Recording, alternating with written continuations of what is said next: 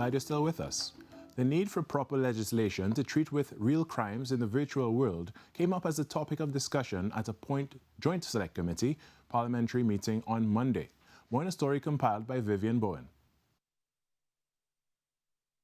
Despite the efforts of the Trinidad and Tobago Police Service, TTPS, to educate the public about the dangers lurking behind the social media business ideals, more people have fallen prey this year than last year to the schemes of bad actors in that realm. That was the message put forward by Sergeant Marvin Walker of the Cybercrime Unit to Parliament's Joint Select Committee on National Security. Giving statistics retrieved from the TTPS Crime and Problem Analysis branch to validate his point, Sergeant Walker said that in 2022, 38 people were lured into a location and later robbed after meeting persons on Facebook. However, he pointed out that the number had risen to 68 in 2023.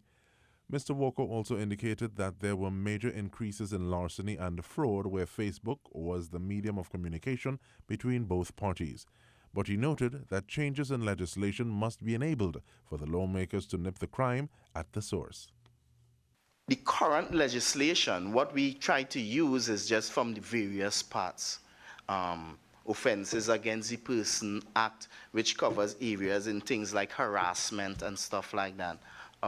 So the upgrade in terms of the legislation would do a few things. It would enable us to be able to better categorize some of the offenses, because let's say, for example, cyberbullying is not an offense particularly. Explaining that there was a lack of legislation to deal with cybercrimes in the country, head of the Cyber Unit, Amos Sylvester, explained that Trinidad and Tobago does not have the requisite tools to deal with the threat. So the only thing we have in this country is the Computer Misuse Act of 2000, which is 23 years ago. And that act never really had the sight of the kind of crimes or situations we have now. So social media then and social media now is two different things. Head of the Trinidad and Tobago Cybersecurity Incident Response Team, Angus Smith, pointed out that in 2023, 22 public sector institutions were hacked and 29 in the private sector. He said it represented about 80% of the cyber attacks, since there was no mandate for companies or persons to report the incidents. Say from a year-on-year basis.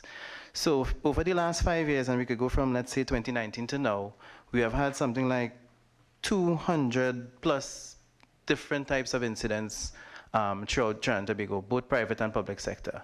So that would range from a different, in terms of categories. Mr. Smith shared what he believed was one of the main reasons that institutions and companies were vulnerable to hackers in Trinidad and Tobago.